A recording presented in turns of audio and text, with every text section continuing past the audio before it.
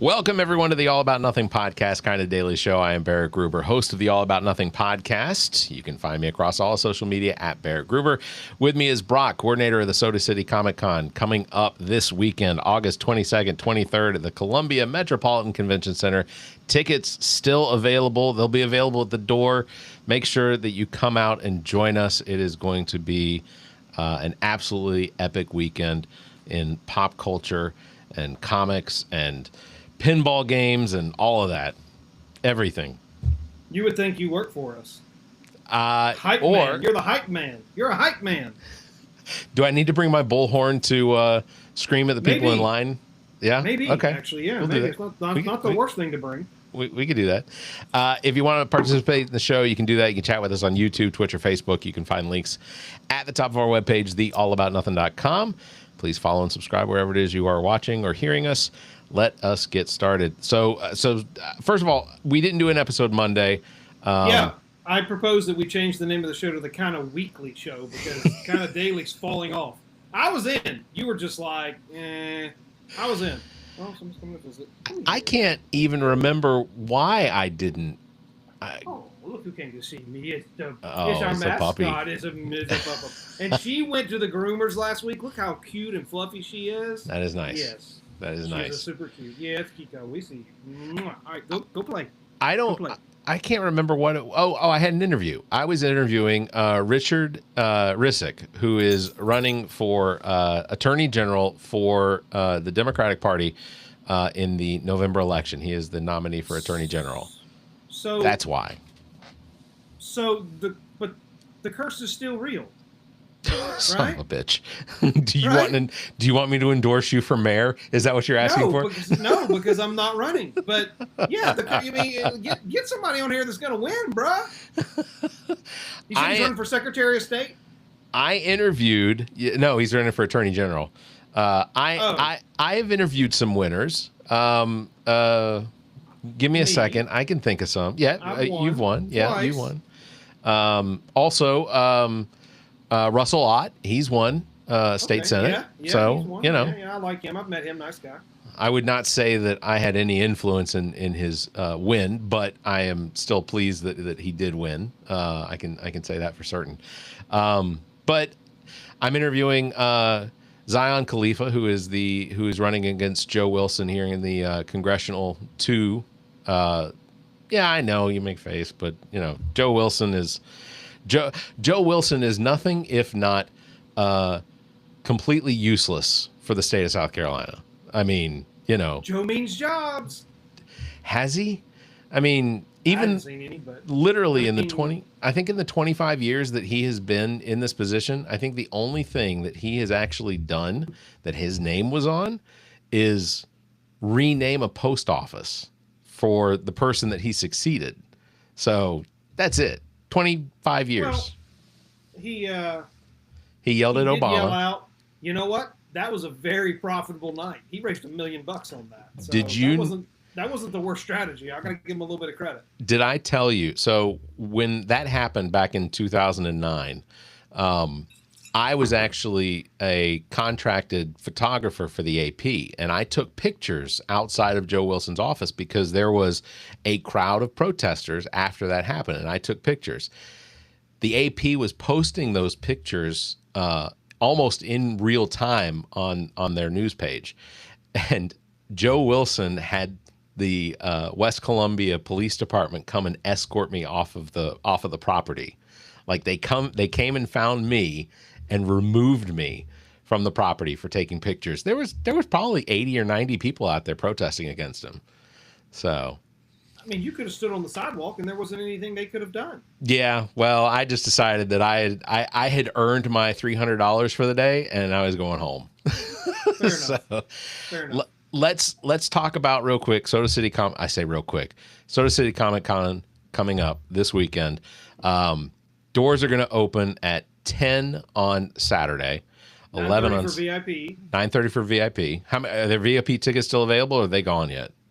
There are about 20 left, and okay.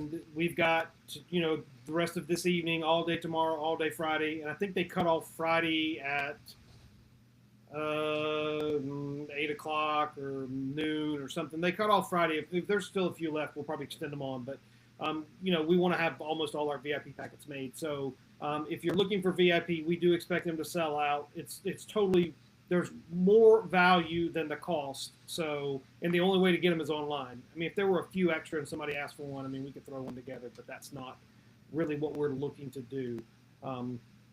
But yeah, there are a few VIP left. At 9:30 for VIP, you can come pick your VIP packet up early on Friday from noon to 6 at the convention center. So that's also a nice little perk. And Sundays 11 to 5, but you can get in 10:30 for VIP as well. Nice. Yeah.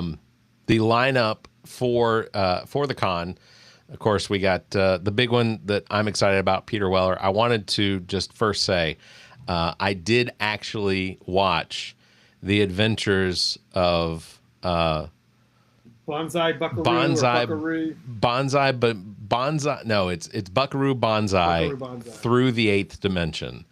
And I have to say that this movie confused me at a level I don't think I've ever experienced before. But then I started doing some research into like the cult following of this movie. Like, it didn't do great in the box office, but like since it was now it's available. I think it's even on YouTube. If you have YouTube Premium, YouTube or whatever, you can watch it for free. Everyone that watches this movie, there are so many things from this movie that I have seen referenced in other movies. In fact, Ready Player One, which was a huge movie, all about virtual reality and these kids trying to save basically an entire city. Columbus. Yeah. But like there are like at one point in the dance scene, like the main character is dressed up like Buckaroo Banzai, and so like it's just incredible. And then the cast, you've got of course Dr. Peter Weller, you've got John Lithgow, you've got Jeff Goldblum, Mike from Breaking Bad dies in one of the it was the quickest, most absurd death I've ever seen in my entire life, because John Lithgow, who is an alien in this movie, who's trying to get back to Planet 10, basically just lifts him up on the wall and with one hand just cracks his neck, and then Mike from Breaking Bad is dead. It was nice. It's one of the oddest movies I've ever seen, but it was good. Like it was fun. Like it was fun. Well, so good. Yeah. Okay. I want to ask him. I want to ask Peter Weller some questions about, or if I depending on how many questions I can get in before we move over to audience questions, I definitely want to ask him some questions about Banzai or Buckaroo Banzai. It was So I watched this movie to prepare for Saturday. It'll be incredibly interesting. There you go. And you are moderating that panel. Yeah, and I appreciate. Look at your boy throwing you a bone. That's right. I appreciate the opportunity to do this. It's an honor to be able to do this for what is essentially a very important organization, company that you are responsible for. And it's like you're giving me the keys to the car for a little while. Well, I don't know if I call it important, but it's a little bit of fun, a little bit of work, so a little bit of stress. Yeah, I imagine this week must be crazy. Well, actually, it's not that bad because we've got, I have the best staff. Yeah, and they're actually in my house right now. Are they really? In my house right now, folding T-shirts for me. Yeah, while I do this, one of them's looking at me like I'm an asshole. Tell them to bring one of the T-shirts. I haven't seen the T-shirts yet. Bring me one of the T-shirts, please. I haven't seen the T-shirts y'all don't mind? Yet. Please, preferably one that's not folded. Here we go. Here's Vanna coming in, and they just literally arrived today. So this is the black one. Yeah. And it's just got our nice little signature logo on the front. And then, boom, we've got this nice Vader with the Columbia skyline with his lightsaber. I don't know how Can't No, really no, I see. can see it. That's cool. That's good right there. Yeah, yeah. So that's it. Val, you want to grab one of the red ones? So this is one shirt, and we have this. We have the black shirt from extra small, which was by request, up to 5XL. Well, people were like, you should get some kids t-shirts. So we're like, okay, they don't really sell kids t-shirts, but extra small or small. So Yeah. we got some extra small. The shirt troll told us to get some extra smalls. So that's Shannon. She's Poppy. And then this is the one I kind of the most excited about. Okay. Oh yeah, Kool-Aid. So you got red with the logo on the front, and then this is where it's going to be cool. But this is the one I think people are going to really love. Oh, that is cool. That is cool. Yeah, I'm gonna need to pick one of those up. That is cool. That is very cool. Yeah, I'm excited. There you go. Yeah. But yeah, I think that. Oh, by the way, we can probably find a shirt to give you since you're helping me out over the weekend. I mean, it's the least I can do. I can take you to Black Dog and make John pay, but I can give you a shirt. I will say Black Dog Pizza, great pizza downtown Columbia, South Carolina. Cheap plug. Check them out if you're in town. It's awesome. It's really good pizza. It really is good pizza. We'll give them the plug bell. Is that was one of the things that I was asked was if I'm hosting these panels, is there a dress code for it?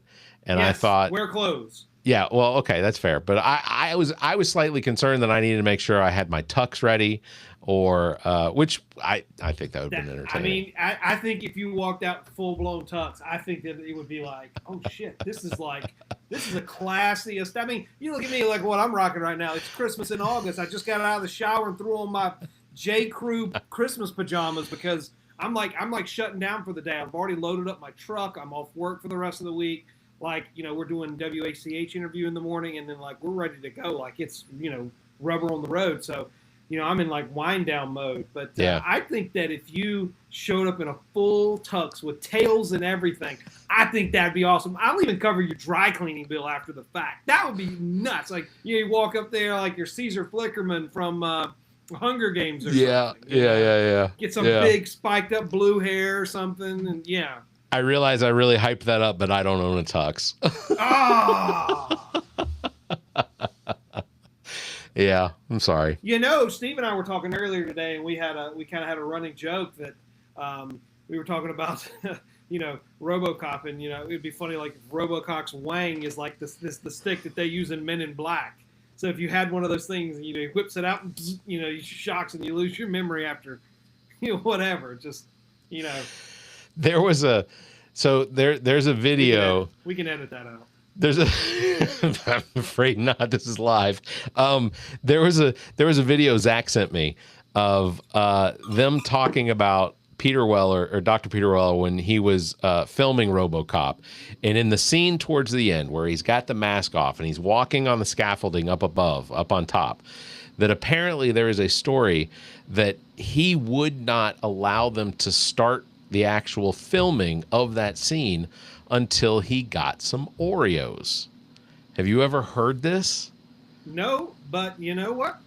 You can confirm that over the weekend. Yeah. Well, I'm hoping, and I'm going to try and Should I bring a packet of Oreos for you?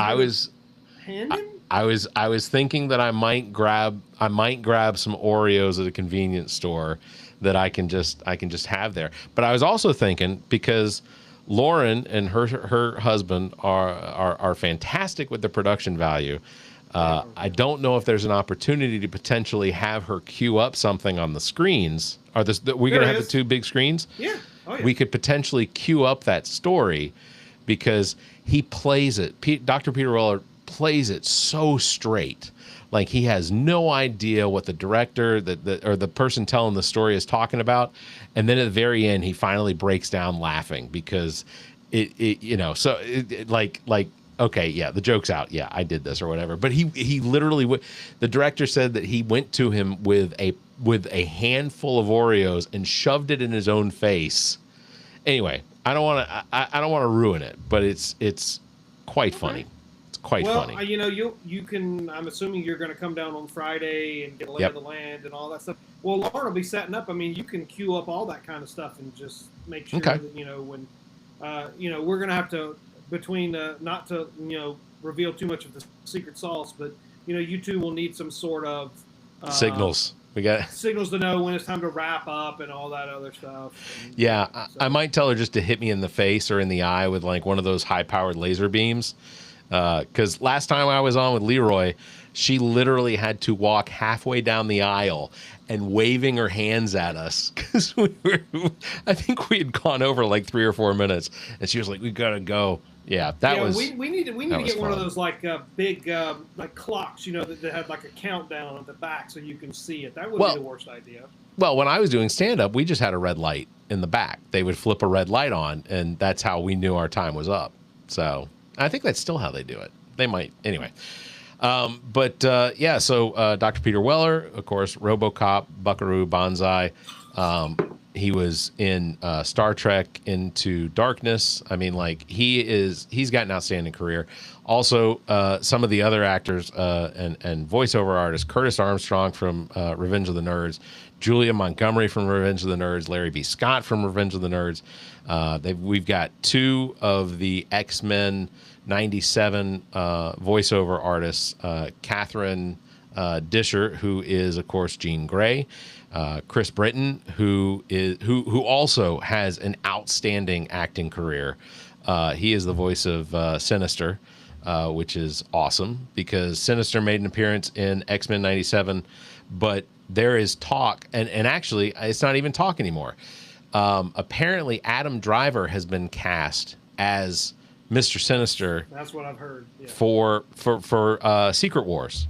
So, no, X-Men movie, the new X-Men movie. So these are huge. You got Taylor Gray and Tia Sarkar, who were at Coastal Comic Con in March. So they're coming back, and another big name, Wilson Bethel, who is Bullseye, right? From the Born Again series. Yep. Daredevil. I mean, I kudos on all of the celebrities that you all got to come this time. It's a fantastic lineup. Fantastic lineup. I'm excited. This is gonna be a lot of fun. Also, Brian Massey is gonna be there.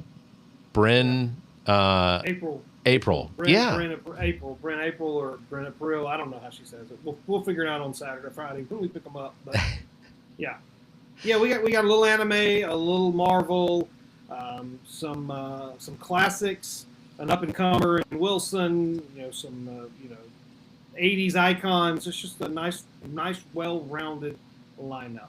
Yeah. It's going to be a good time. Also, the 501st is going to be right outside of the Celebrity Hall and the panel room. They are fun to have around. I'm trying to think of. I always have a hard time remembering their organized. Well, I know. I have a hard time remembering the actual coordinator for the 501st. He lives here in Alvin. Yeah. Alvin Johnson. Yeah. Have we heard from him? I know he had some medical issues. I haven't heard from him lately. I really hope that we get to see him again sometime soon. He is. Have his number. He's a fantastic guy. But it's going to be a huge weekend. Of course, the week started out, and the only reason that I really wish we had done a show on Monday was because of the announcement of Hayden Pinteri's passing, who of course played the cheerleader in Heroes. She was also in Nashville and several other things, but that's where I remember her from the most was Heroes. She, save the cheerleader, save the world. That is one of those things that I remember. And now it's like, is the world doomed because we didn't save the cheerleader? Well, fun fact, we actually reached out to her representatives a few years ago trying to actually get her as a guest, and it just could never connect. Yeah. Well, which we had actually, at one point we had some interest, but yeah, it's unfortunate. Yeah.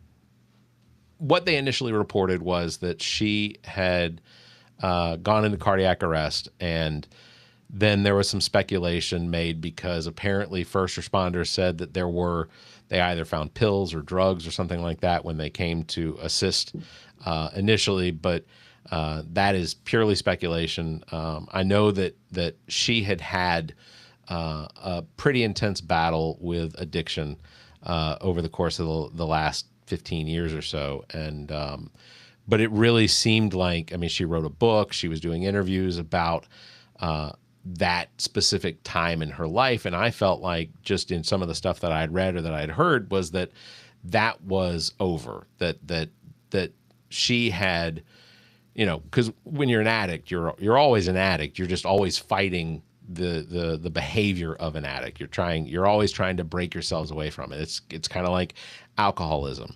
It's a disease. It's hard to break. You just have to continue to try to keep yourself from succumbing to it. And but then you know, we learned Sunday or Monday morning that she had passed away.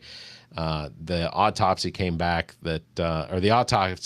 very quickly, and there wasn't anything mentioned about any drug abuse or that there were drugs in her system, but toxicology reports take weeks to come back. So nothing definitive will be announced until that is all completed. But you know, my hope is that it, you know, that she didn't suffer.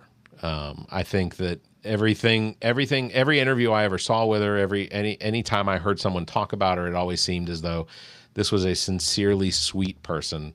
And, you know, my condolences go out to the family and friends and, you know, even the cast members, the people that were in the television shows with her have all said that it's shocking that she's no longer with us. So that's a really difficult thing. She died at the age of like 36. I think her birthday is literally Friday.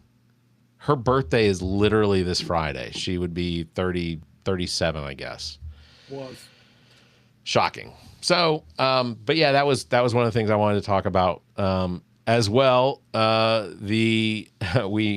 know we I think we talked about it a little bit last week, but we got Darlene Graham and Ralph Norman will be in the run-up or the runoff for the Republican primary for the South Carolina election for Republicans for the Senate. And I watched a little bit of the debate last night, and ultimately in the end, I don't want to say, I don't know how important it is for someone that is going in to the Senate for the first time to not really have a background in, say, foreign policy or defense.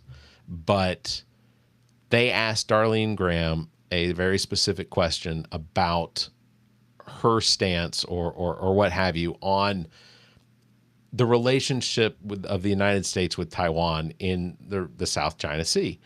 And her answer did not give me any confidence that she has the ability to think on her feet, because the answer she gave was, I'm not really versed in military.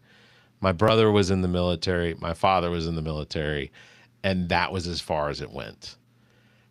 I don't know what the level of education is when it comes to students nowadays, and knowing that Taiwan for the United States is one of those breakpoints against communist China. China wants Taiwan because of resources and technology, and you know, that's the chips are built there. It's a huge industry in Taiwan that China would like, and ultimately, our relationship with China only gets strained every time we refer to Taiwan as a country, or if there's ever, you know, anything that sort of gives recognition to an independent Taiwan. And for Darlene Graham not to realize just how important that is for the United States, I mean, is beyond me. But I'm also going to say I really don't want Ralph Norman to be the next senator from South Carolina. The man is 83 years old or something like that. I think he's 83. Well, It's too old.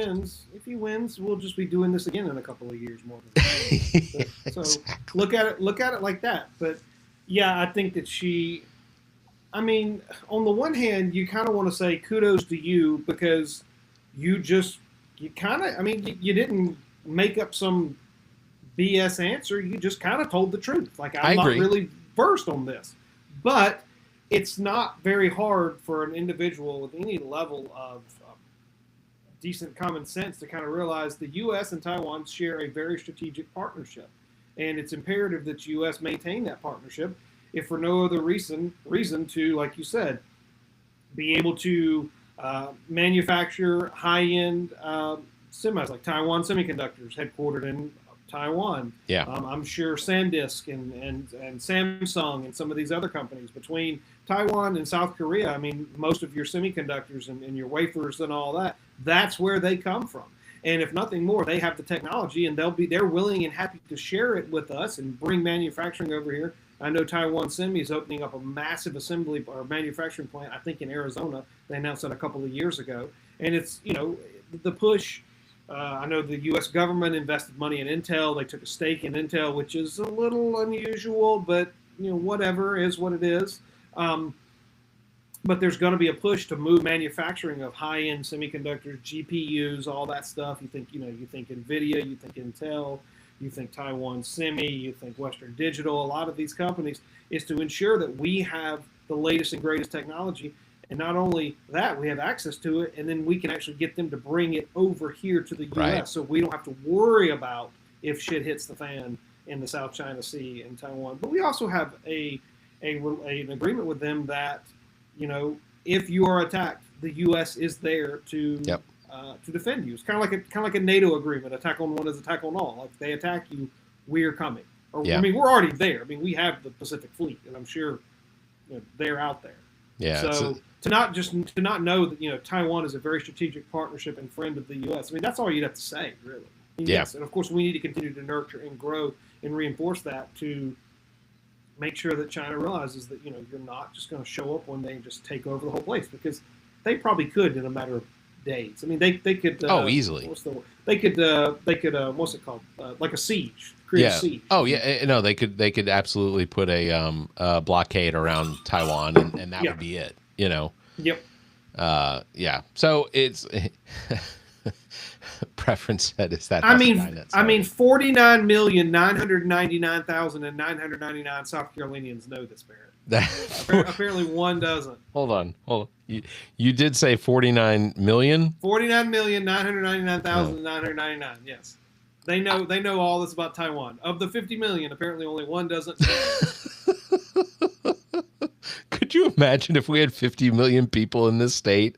I would never leave my house. Like the fourth or fifth most populated state in the union, or something like that, wouldn't we? I don't know. It would be the second. It would be the second most populated behind California, because California's got 54.5 million.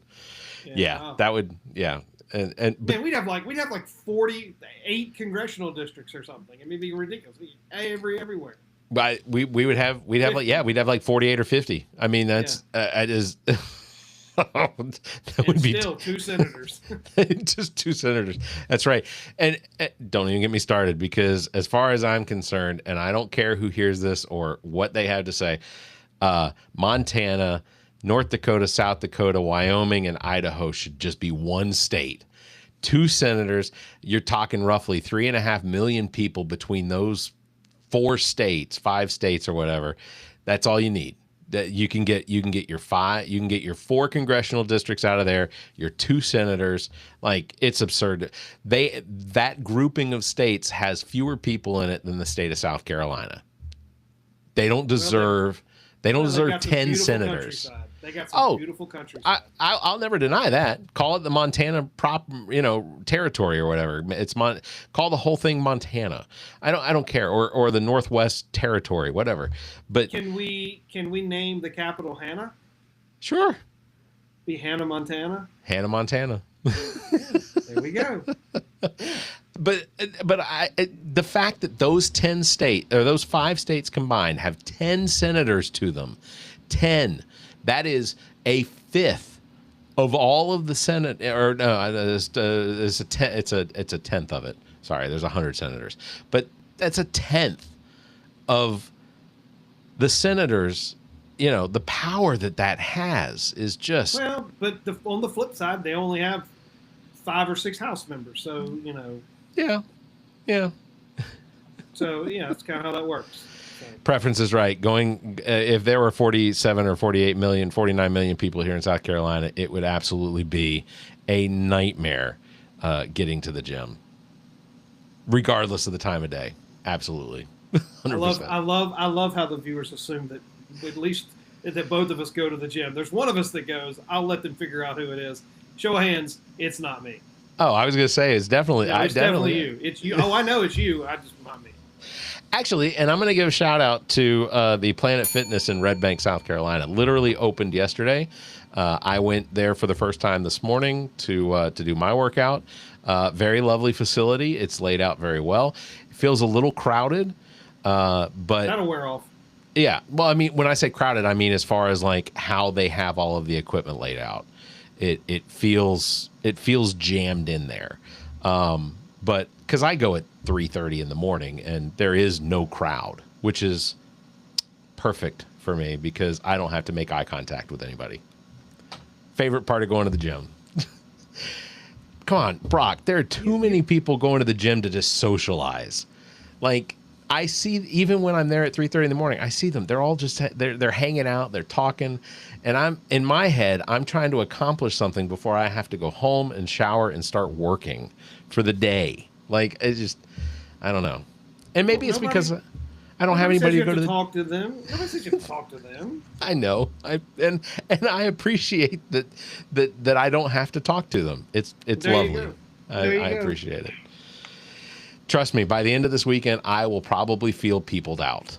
That is just a symptom of my social anxiety, but I will get through it because it is going to be a blast. So we will wrap it up with simply telling everyone the tickets for the Soda City Comic Con this weekend at the Columbia Metropolitan Convention Center here in Columbia, South Carolina, are available online. You can also buy them at the entry of the facility. Yep, we can't run out. We'll sell you a ticket even if you don't have a wristband. If we run out of wristbands, we'll still get you in. Any preliminary numbers on how many tickets have been sold for this weekend yet?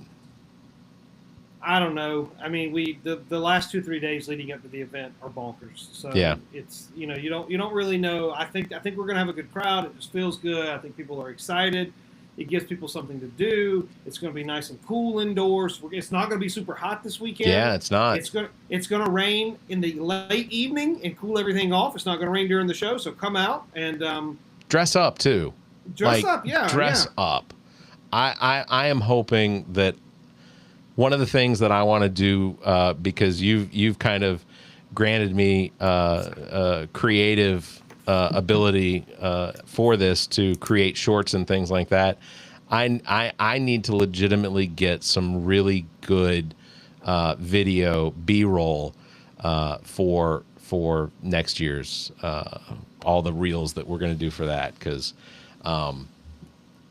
I pieced together as much as I could from what was available, but it's going to be a really good time. So that is what we're going to wrap it up on. Go get your tickets now, sodacitycomiccon.com. Lots of things to see and do this weekend. Go ahead and get your 2-day tickets. You're going to want to come back. Like, you're not going to be able to do everything that there is to do or see in one day. So you're going to want to come back. Also, you got me and Zach and I are going to be judging the Kids Play contest, cosplay contest this year. Yeah, absolutely. We did it. Me and I did it last year, and it was a blast. What was the gentleman's name? The wrestler that we did it with? Oh, Sean. Sean, yes. And you know what? And this is funny because we told everybody. Everybody always. We get a couple of emails every year asking us to bring in wrestlers. And I'll tell you, I'll let people know a little bit of the secret sauce. If they wrestle for WWE, if they're a company man or a company woman, you cannot get them. They're Right. just under contract. You just cannot do it. It doesn't matter. There's not enough money that they'll accept. They're willing to let them do because they're working Mondays and Fridays, and then they're traveling in a couple of days at home. You can't get them. But you can get some of the WWE ID people because once they jump to NXT or WWE, they are locked in.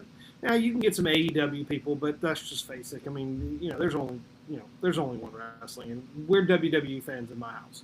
So we told everybody that Sean was going to get the call up, and this was your chance to meet him if you wanted to do so. And guess what happened? Did he get a call up? He got the call up, and he's been on TV. Now, he got hurt. He hurt his knee at one point, and he was kind of on the shelf for a little while, but he's better, and he's back, and you can check him out on Tuesday nights on CW starting at 8 o'clock.